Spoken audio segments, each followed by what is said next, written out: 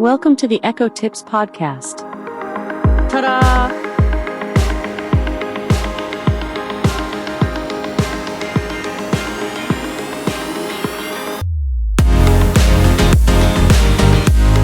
Here's a sneak peek into what we're going to cover in this week's episode of the Echo Tips podcast.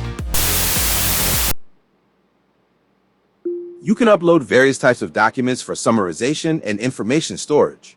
These include PDFs, Word documents, emails, and images. Just like you did with your college transcript, you can attach these documents to have me summarize their content or store the information for future reference.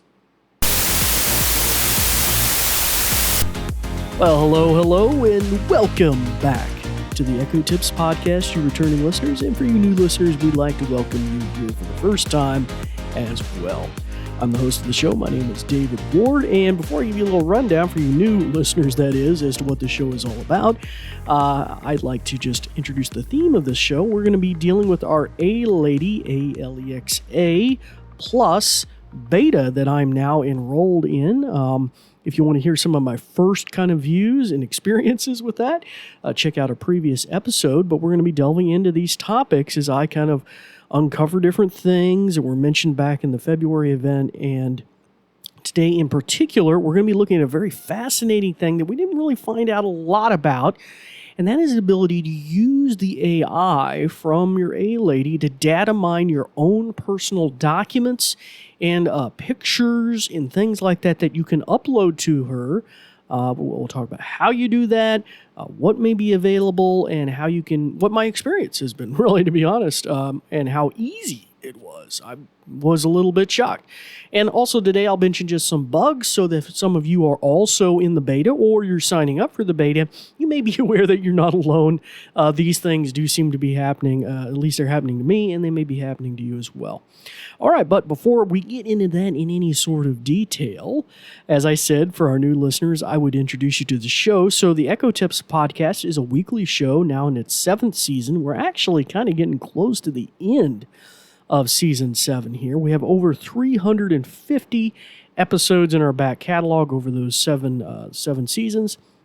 So if there's something in particular that you're wanting to solve with your Amazon Echo or your A-Lady devices, home automation, security applications, listening to music, using it in a business environment, using it in an assistive technology, maybe with those with disabilities, or maybe if you're a caregiver or you're a senior, all sorts of different things we've covered over these years. And so you can go back and check that out, and you're welcome to do that. At the tail end of the show, I'll mention where you can find my blog that has a whole back catalog listing of all those 350 plus episodes. Okay, and like I said, I'm the host, David Ward, and I've set up a lot of these over the years, and it's been a real pleasure. It's a real powerhouse of a tool, and I think that is even going to be more obvious as we move into this AI goodness future. I've actually been very, very impressed by certain things. So we'll delve right into our material now. I'd often have a little transition here that I would put in, but I'm just going to plow forward right into our material. So first off, one of the things mentioned back in the February event by Panos Panay was this ability to have almost like an A-Lady portal. And in fact, there actually is. In fact, I'm going to start saying the A-Lady name. So if you do have an echo and hearing distance of my voice, you may want to shut its ears off. And maybe even if that's the device you're on, sometimes it even hears itself. It hears its own, anyway. You're not supposed to do that, but it does it nonetheless sometimes. I'm also going to be using the wake word on my echo here in the studio that is presently set to computer. Oops, I said the name. So if your echo is set to computer as well, you may want to shut its ears off as well. And I'm trying it out a different voice here too, so you guys might really enjoy that. Okay, so where was I? Yes, the portal. So and I do have the ears off on my. That's why I didn't respond. I have the ears off. So back in February, Panos Panay, over the devices division at Amazon, did all this kind of spiel about the new Alexa Plus, which is going to be the new AI-infused Alexa that everybody who has Amazon Prime gets as part of their Prime package for free. Otherwise, it's, last I heard, $19.99 a month, which honestly, you could go, I think, sign, and that's US dollars. You could honestly go sign up for the Prime for like $15.99 or $14.99 or something per month, and it would be cheaper and you get the same access. Anyway, one of the things he mentioned was like an A-Lady portal, and I do believe they have the domain name, alexa.com, alexa.com, but right now it still just forwards over to Amazon into like a landing page that's about the beta rollout. So I don't think they've really done anything with that yet. So in my contemplations, I was curious, wait a minute, Dave, is there a way I can do that document thing they showed where you could dump in, I think the example they gave was you could take a homeowners association, like you live in a community where they have guidelines when you bought the house, that nobody can put pink flamingos in their front yard without approval or something like that. So, or that all the colors of the houses would meet a certain standard or something, or had to be pre-approved. You could dump that rules documentation into this, and then at any time walk over to your A-Lady or open the app on your phone and say, hey, A-Lady, can I just replace my mailbox without consulting the homeowners association, or do I have to send them notice first? And it would churn through the information and spit back an answer based on your personal information that you had given it. And so that sounds very enticing. Also, the ability to recognize pictures and things that are happening in pictures, which is a feature I know a lot of those in the disability community use, like Be My Eyes. It has an AI client that does this. Seeing AI has an AI client that does this. And this can be very powerful for those who have vision impairments or are totally blind, because the ability to perceive or get information out of a complex situation instantly. Or where's that button, or what's it labeled, and what's it adjacent to, and be able to query it in a very dynamic way to figure out what you need to know. And so it looks like it has access to that stuff kind of too. So without any further ado, let me tell you, if you are in this, where you would find it. You would go into your new A-Lady app, and in the bottom right corner, well, near the bottom right corner, you have this box you've had forever, which is Message Alexa. And so you would go into that box. Now, typically you would just type, a question or turn the lights off at the house, say you're out at a grocery store or something. You could give it a command, and you could even get a verbal command. I think there's a microphone there too. But there is now to the left of that a plus sign, and attach documents or attach button. And if you hit that button, it rolls up options where you can take a photo of something. You can go to your photo Rolodex, or your photo roll, I guess is the right word, on your phone. In my case, it's my iPhone, and you can select a picture. And lastly, you can select a file or document. Now, if I hit the file or document on my iPhone, it looks like it jumps me over, or it inserts me into like a pane that access my files manager on my phone, the Files app. Now, I was struggling to find a file in there that would actually be beneficial. So what I did instead, and I went over to my OneDrive app, found a document that I was interested in. In this case, it was my my college transcript. I've been filling out job applications and the like. So I found my college transcript, and there's tons of information in there. So I shot it over. I did a share option and then sent it to the Alexa app. And the Alexa app grabbed it and automatically inserted it into that message conversation with the AI bot and data mined it on the fly. And so now I can ask it. Let's give it a try. Now, I could have asked it right there in the app, but I can also do this. Computer, when did I graduate college and what was my major? Based on your college transcript, you graduated from Virginia Western Community College in 2005 with an associate in science degree in general studies. Your graduation date was likely in May or June of 2005, as the spring term typically ends around that time. Excellent job. What was my GPA? Your cumulative GPA at graduation was 3.159. This was based on your final transcript from Virginia Western Community College. Excellent.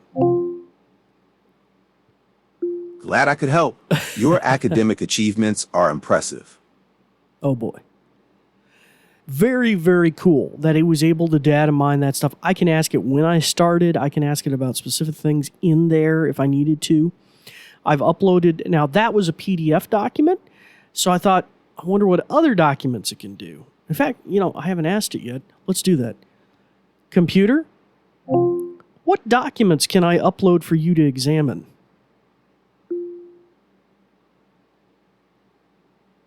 Oh. I'd be happy to help with document uploads. Can you clarify what kind of documents you're looking to upload and for what purpose? For example, are these for summarization, information storage, or something else? Summarization and other things like that, just like I did with my college transcript. You can upload various types of documents for summarization and information storage. These include PDFs, Word documents, emails, and images. Just like you did with your college transcript, you can attach these documents to have me summarize their content or store the information for future reference. Okay, thank you. You're welcome. Have a great day. All right, so I did try a Word document later. It was a very complex resume file that I had that I uploaded. That worked well. It was a docx, a docx Word document. I did, of course, try and upload a photo. Actually, let's do that. Computer, describe that photo I uploaded. The photo you uploaded shows a glass bottle of O'Connor El Guapo Agave IPA beer. The bottle has a red label with the text O'Connor El Guapo Agave IPA prominently displayed. There's also an illustration of a person with a large mustache and hat on the label. The bottle is being held in someone's hand, giving a close-up view of the beer. All right, so there you go. So yeah, it could interpret a picture. It could, I don't know how good is it OCR, that's scanning text inside of a picture, but definitely very interesting. And the ability that you can just shoot from one application on your smartphone over to the Alexa app and then instantly look forward to that kind of processing. So very, very, very kind of cool. All right, well, that will kind of summarize and wrap things up for that. Was there anything else I wanted to mention with this? Oh, I was going to mention some bugs that we've encountered. So a bug that I've encountered is, and I want to mention this to you guys too. So earlier when I said I got into the Alexa beta, Plus beta, I did it on my Echo Show 8, which was one of the newest Echo Show 8s, which is what they said originally the beta would be rolled out on. Now, I did enable it over there on that device to start the ball rolling, and then it took me to go to the app. Then I had to do some things in the app. You can check out the last show that talked about that. But anyway, the moment it was enabled, though, it was available on my Echo Dot 5s, which I'm talking to you right now on and is piped into the studio mixer, and also on my Echo Dot 4, which is in my kitchen. So across all my Echoes on my entire account, I now have Alexa Plus. Now, that's kind of awesome. It's also kind of a challenge because some of my home automation stuff doesn't work with Alexa Plus. Like, oddly enough, I can control my microwave's light and fan, which is a range unit. It goes over the stove. But I can't actually engage the microwave, like say microwave something for 1 minute and 30 seconds. I can't do that. It says I need to roll it back to the classic Alexa or legacy Alexa in order to do that. And I haven't been brave enough to do that because I thought maybe I couldn't get back in the program. But anyway, so one of the bugs I have been dealing with is, that was a long way to say I have this access on all of my devices, all my Dots and my Echo Show. But the bug I've been dealing with is specifically on the Dots. I don't think it's happened anywhere else, but especially the Dots I have here in the office, which are paired together as a stereo unit, a left and right speaker mode. One of the weirdnesses I have is I'll be listening to music and it will suddenly start increasing in sound. And it does it kind of in weird fits and spurts, like little waves. It doesn't make any ding sound, like if I push the button here to change the volume. I don't know if you can hear that. I guess it's not doing it. But it just kind of slowly comes up, like almost like it's doing some sort of automatic response. There's a bug between the system that's designed to, because there is a feature that you can turn on. It used to be, it was automatic or automated volume mode, and what it would do is it would, I think I'm getting the name wrong. It's dynamic volume or something like that. And what it would do is if you were in a noisy environment talking to Alexa, she would crank her volume up so that it was more discernible in that noisy environment. It's almost like that subroutine is somehow getting mixed up into the common playback. And like it's turning the the music up louder and louder, which, by the way, I apologize. I got the air conditioner going on here today because the heat index is supposed to get over 100, like up to 108 degrees or something here today. It's crazy. But yeah, that's a little troublesome.